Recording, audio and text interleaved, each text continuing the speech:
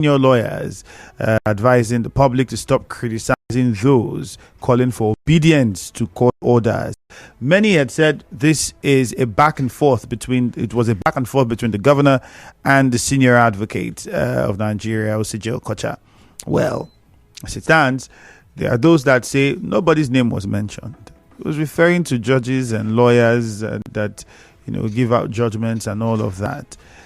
So how did we drag it to become this? Well, there are those that say we know what it is in Nigeria. Names might not have been mentioned, but we have an idea we're referring to. And then we saw the FCT Minister speak about it, and also referring to the former president, Jonathan, and made some comments that some people also have said appears to be very quite disrespectful. Anyways, let's quickly introduce my guest, the Honorable Commissioner for Information in Rivers State, Mr. Joe Johnson. Sir, thank you for joining us, and good morning to you. Good morning, Andrew, and good morning, Rivers people. All right, first of all, I'd like to say the Rivers State government gave some good news to civil servants with the 85,000 naira minimum wage approval, way above the 70 that was approved by the federal government after its meetings with organized labor. Although I would have said, could have been made 90 now or 100. I mean, well, 90 is not too far from 85. So if anybody has done 85, I'm sure that we have done our best. It's better that we did something higher than the federal government. Is to let Rivers civil that this governor is actually a labor-friendly governor. Makes a lot of sense. And I'm guessing, I don't know. Well, we can wait till that time. But prior to that time, I just played the role of a prophet. Civil servants should expect some extra December things this December as well. When the governor did it last year, he didn't announce it. It was something that came to them, spontaneously, and they were quite happy. And I'm sure that all things being equal, it's the same governor. And I'm sure that he knows that the civil service is his primary constituency. All right. Well, I'm pretty sure every civil servant now will say we pray this becomes a lifestyle and a thing that happens every year. Yes. So let's wait until December. Meanwhile, before you stepped in, I was playing an extract from the governor's speech during the service to commemorate the 2024-2025 legal year opening ceremony of the state judiciary. The comments made at that event have now turned to become a word of war back and forth between the governor and Osije Okocha-san. We also heard the FCT Minister during his luncheon highlight it. What's your response to it? What's your take? You see, truth is like lion. It does not need any defense. Once you lose lion, the lion will defend itself. The governor spoke. I was in that church service, and he didn't call anybody's name. If anything, he was talking to judicial officers. And almost the same day or so, I also heard Mr. President, former President of the Federal Republic, President Goodluck Jonathan, also saying that judges have turned the cone of law upside down. What that means is that we are no longer placing things the way they ought to be, and that it is dangerous to our democracy. What our governor merely said, I wouldn't even say he was talking to any particular group, because it was a gathering of lawyers and judges. And then he was saying that if you see the truth and you fail to say, God will judge you.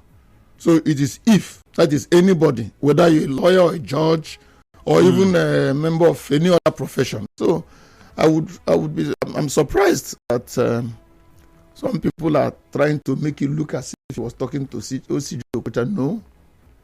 How could he have? If I know my governor, he doesn't have that abusive tendencies, and it's not in his gene to begin to deride respected Rivers people, particularly people like Osije Okocha. I'm not too sure it has. So there are those that said that Osije Okocha's response when he said people should not criticize those that call for people to obey court orders. Some say it's a direct response to the governor. Does the Rivers State government feel any way, shape or form that he was speaking to the government? I did a little bit of interpretative journalism, and if you do deductive reasoning, you will assume that they both spoke on their different platforms. Osije spoke his mind. He didn't call the governor, and His Excellency also spoke and didn't call anybody's name. So it would be preposterous for anybody to just wake up and say he was talking to OCJ. No, it's far from it. The governor cannot disrespect even his juniors. He does not. So I don't know how anybody can just wake up and say he was talking to OCJ. I'm surprised. And that's a gathering that had more than 2,000 persons. Let me just be very... All right, but I'm sure you're aware of the luncheon that was held by the FCT Minister here in Port Harcourt, to be exact. It had the Martin Amewule-led members present at that event, as well as many other well-wishers, friends and supporters of the FCT Minister, all at that event. And he also, the former governor, had a few things to say about what happened last week. I think it was Wednesday or Thursday that event held. We're going to hear what he said. We have a short commercial coming. We'll start with that one first. Immediately after I return from the commercial, we'll hear what he said. And also a video that came up online of Martin Amewule also talking about impeachment as the last option. Well, we'll look at all of those. You are tuned in to Nigeria Info. We'll be right back after this.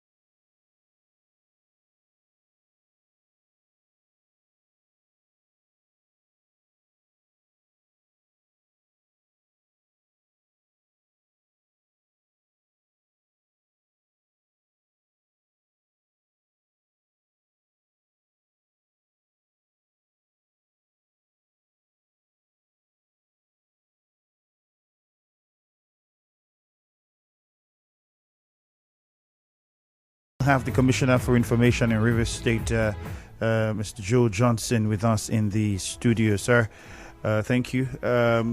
Quickly, let's go back into the conversation. We don't have all the time. My guest had addressed his thoughts and views with regards to one that has stirred up different opinions. I'm referring to the comments of the governor at that event last week in the church, and the comment that also came from the SAN, OCJ Okocha, respected SAN. Well, as both men just spoke their minds. It would be unfair to say anybody was referring to anybody because nobody mentioned anybody's names in that. Well, the luncheon that held had a few things that was said as well. Some of the things that were said by the FCT Minister, well, I'll just play an excerpt from that, and my guest would listen, and then we'll get a response from him to that one. So this is yet the FCT Minister, Yeson Wike, speaking here over the weekend. We are in a strong legal team. They won. Did they blame judges? Now you don't know who is their lawyer. Anybody who goes, this Wike is much of him. I'll file it. When you lose, he said, oh, the judge took bribe. No coordination, nothing. For anybody now to file an action, this will get enough is, he should not put me in the election petition this for me to be also the part. Okay, I will deal with him. He will deal with me. What's my business? Now that's what's happening. It's unfortunate in our country. Every time you don't do what you're supposed to do, you shift blame to other people. That is not acceptable. In this state, that is not acceptable. You have seen APC, you have seen PDP, which is the Rainbow Coalition. What will happen in this state in 20, I don't know whether they will stay or they will not stay, but what will happen in this state? Local government election is not general election.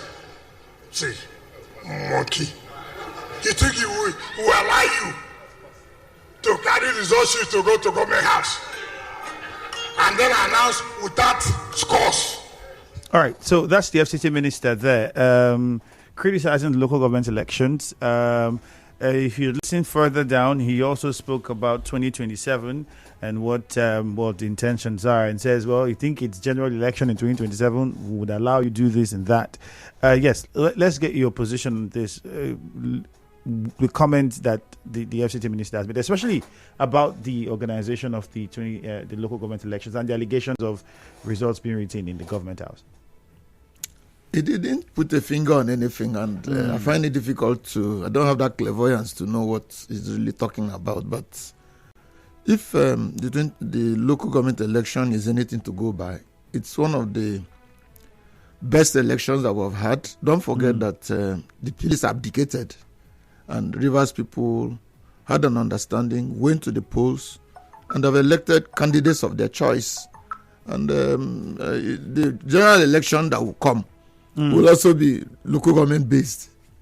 So what came out on the 5th of October is a reflection of what will be, even if you say it's a governorship election. The people will also vote who they want to vote.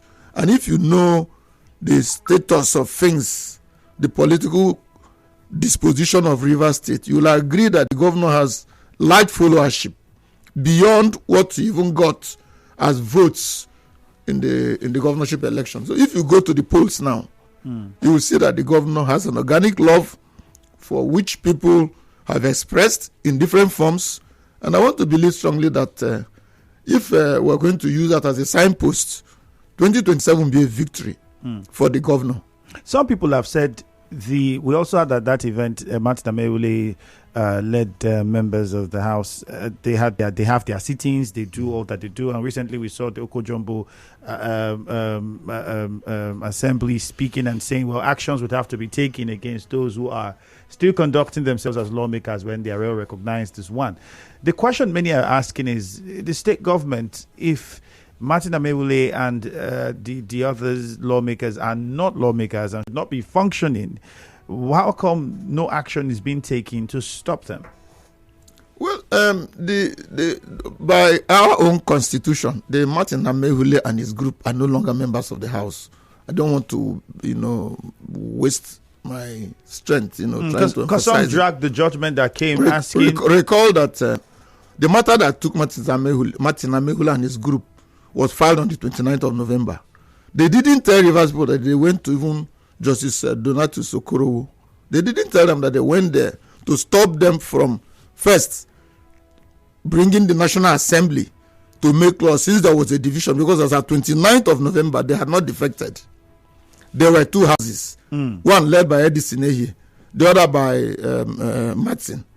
Until Martin defected on the 11th of December, he was still speaker, if he so claimed, until that day of the defection.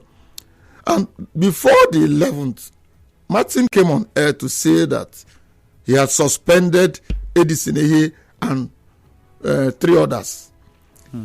When he came to talk about declaring the seats vacant 2 weeks ago or so, he forgot that he didn't come back to say he had recalled them.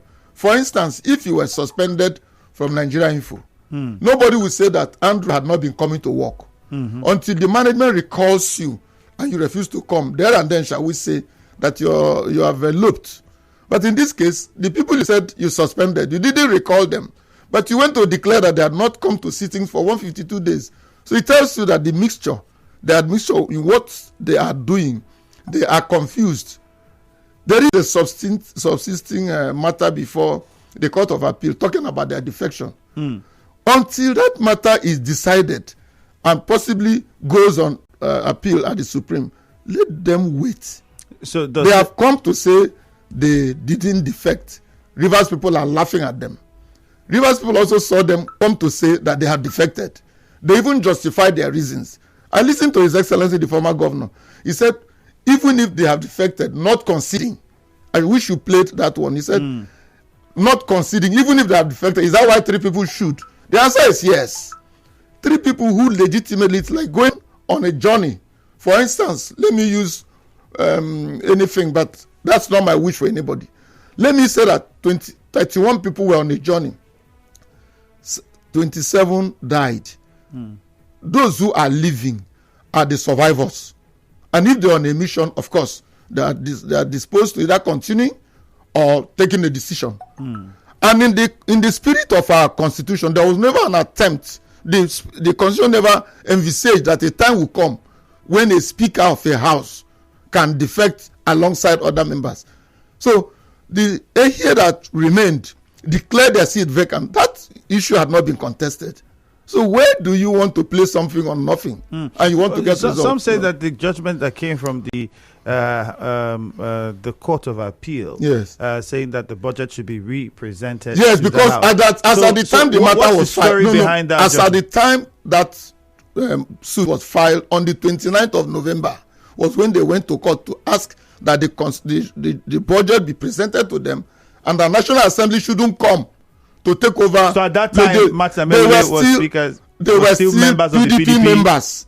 They had not defected. They defected on the 11th of November. December. So let's not mix apple with mango. What they presented before the court was what Justice Omotosho gave to them in January, and by extension, what the Court of Appeal, because the law looks at what is before it. The law is blind.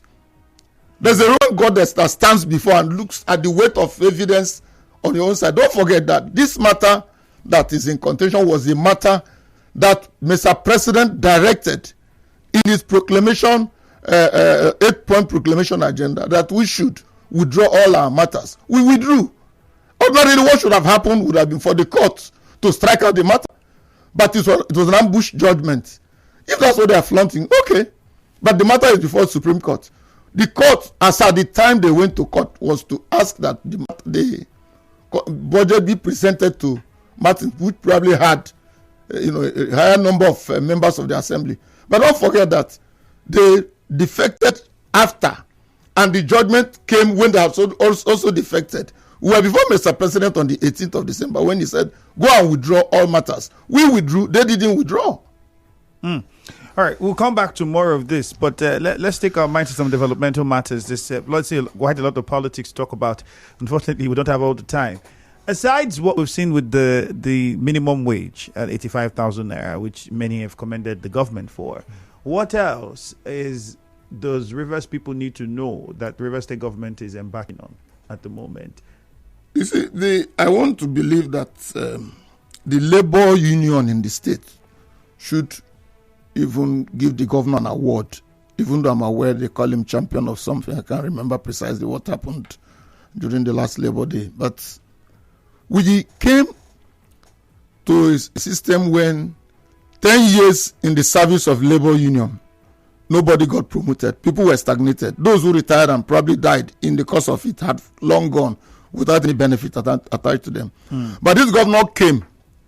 The first thing he did 3 days after assumption was to take a trip to the state secretariat, made some far-reaching decisions, bringing electricity, bringing water, work on the elevators, and as things are going on, they are scoping the secretariat. Then he turned around and promoted and cash-backed the promotion. He went further at the end of the year and gave 100,000 Christmas bonus to everybody across levels. It tells you that aside from brick and mortar, he also has feelings for civil servants. He has increased the pension. What was in the vote monthly was 1 billion. He has added another 1 billion to pension. It tells you that it will reduce the waiting period for those who are retiring. And then quite a lot of promotions. Permanent secretaries have been appointed. Permanent secretaries never enjoyed vehicles in the past. How many years? Who knows? But he came, as he promotes you to a permanent secretary, there is a vehicle, at least to ease movement. He has even extended it to judges that were, the magistrates that were employed back in the day before he was made governor. He has also given them vehicles. So you see that he's touching all stratas. Everybody is having a feel. Even those who are doing... But those who are not civil servants will say that... I was coming to say that we had put a seeding fee of 4 billion, which is a revolving loan which you can access from River State Microfinance Agency.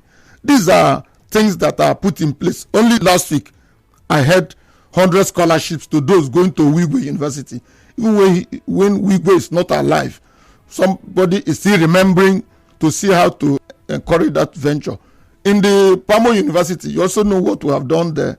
Given scholarship, increased it to what it used to be, so that we can reap enough medical doctors. But some say the employment into the civil service is one that's very crucial for them. And so far, they are waiting to hear the consultant. The consultant that is handling the 10,000 is working. Don't forget that there were processes that were skewed. The governor discovered that people who were overaged and quite a number of underhand were at work. Does it include the National Surgery University? National Surgery is progressing well. There's no hitch.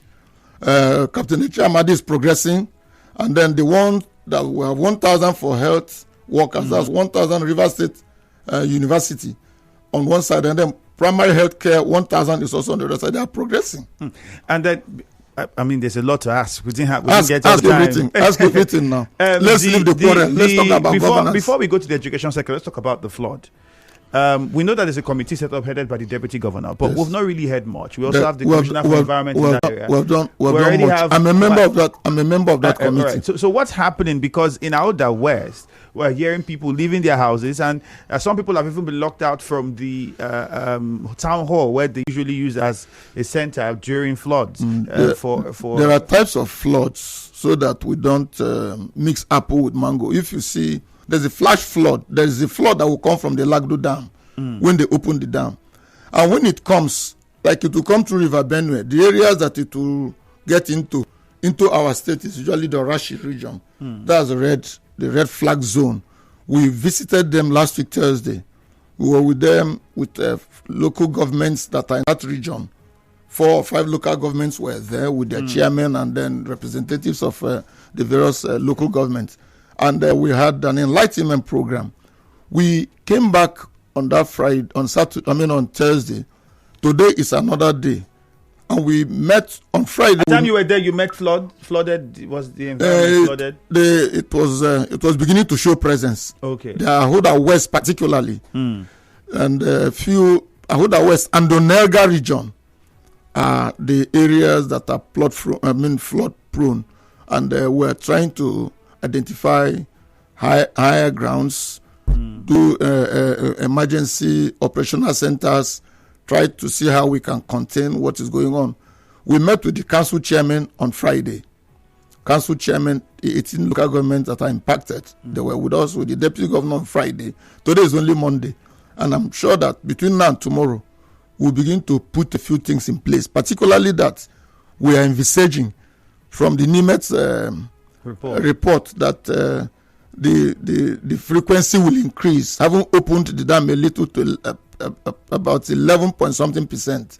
We're expecting, and also remember that they've announced that those within the River Niger, River Benue should go to higher ground. So we know that it will come, and then we will be impacted from that region. That's where we're putting our emphasis on. A lot of time. Wish we did. Would have asked more questions around this area, but I'm pretty sure subsequently that would happen. 0817-923-0007. See if we can squeeze in 2-3 calls and get a few questions from the listener. 0817-923-0007.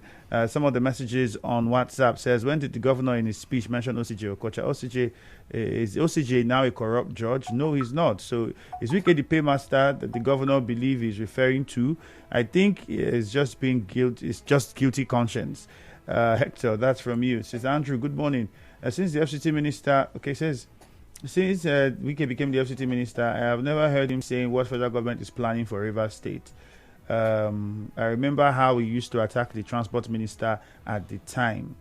This is thank God ability. See if we can quickly just go straight to the point, please, with your question or contribution. We don't have all the time. George, good morning. Andrew, good morning. Straight to the point. Straight to the point. Good morning, sir. Good morning. Andrew, in that gathering, I don't think the senior advocate of Nigeria alone was there. And just like the commissioner has explained that. And the gathering of the FCT Minister, my brother, to me, I see it as a gathering of moral booster for his supporters. If not, we are not yet in 2027. And I keep saying, who knows 2027 from now? I keep asking. All right, thank you, George. Quickly to Jude Nomuma. Straight to the point, please. Good morning, Jude. Yeah. Why does the governor still allowing the members of the assembly still occupying the legislative quarters? And we continue to refer to them as no more members. Why the allowances, salaries and the allowances, I guess, I'm not too sure. Salaries and the allowances are being withheld. And they're still occupying the quarters. Why? All right, Jude, thank you. Leighton Barry for Bori, good morning. Good morning, Nikki, Andrew, and good morning to your guests. Good morning.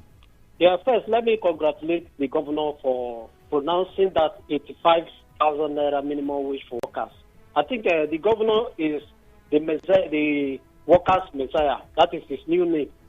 He is the workers' messiah. Thank you. Doing this. Thank I you. appreciate and kudos to him. Yes. Then lastly, the flood-prone areas.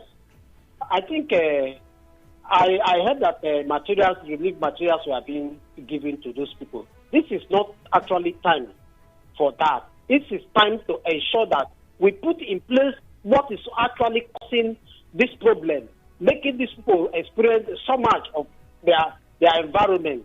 Let's try to put that, like dredging that very environment. That should be what we should be targeting at this time. Thank you.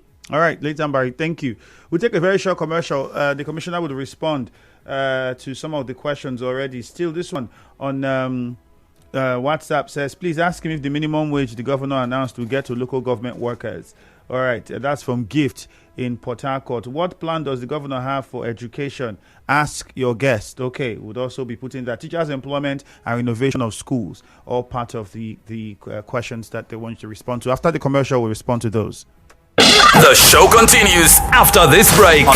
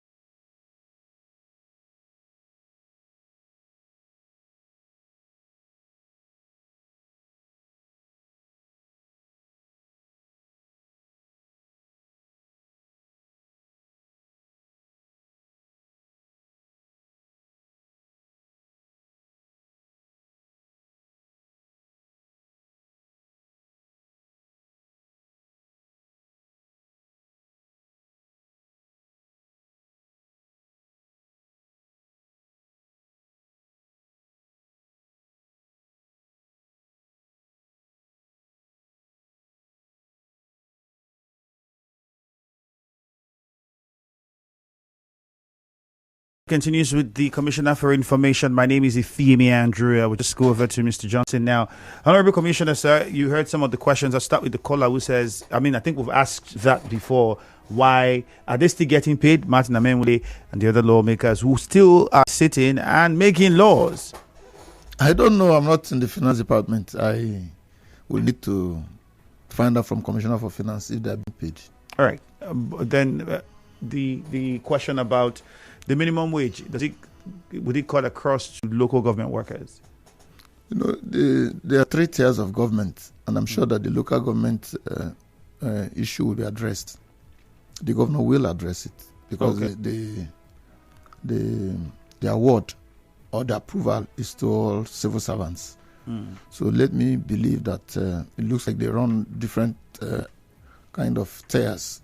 That I will confirm that, and I'll be able to put a finger on it. Yes. This person says that the plans for education, especially renovation of primary schools. We are renovating schools across the 23 LGAs, including the health centers. Don't also forget that we have recruited 1,000 teachers. What is really holding us is the distribution, and until they come out with the proper chart, they probably won't be able to feel the impact. So, as we speak, we have 1,000 teachers whose letters would have been handed over as we speak. And then they will be able to go to the areas of postings. Okay. That would include, while we're renovating schools, would that include teachers' quarters where these teachers that will be going to remote areas would also reside? It will depend. It will depend on the size of the schools. But what I believe strongly is that the governor had identified, particularly the primary schools, as lacking behind. And I want to believe that his interest will be more on even providing a conducive place for the children, then the other ones can follow. So are there any local governments that work is ongoing that we can know, any schools that they're building now that Rivers people can hear and say, okay, in this place we're doing this already, in that we're doing this? I don't have a compilation of them, but I know that quite a number of them are in progress. You heard that from the commissioner. Okay, this one says, Andrew, please ask the guest if the Supreme Court judgment goes in favor of the 27 pro-Wike lawmakers and they go on to impeach the governor, will the impeachment be effective? AK from Choba. That's if now. I don't deal on if. I don't deal on speculations. This person says, Honorable Commissioner, mine is a prayer for the governor. I know that he will succeed. You didn't include your name. All right, and see if I can do one more. 3 words in Andoni are already submerged by flood. All communities are inside water. Mr. John, that's from Indoni district. Well, we have to wrap it up here. We have a commercial coming and then the news at 9. Thank you again, Honorable Commissioner, for your time. Thank you, Andrew, and thank you to our listeners. Good morning. Bye. We talk about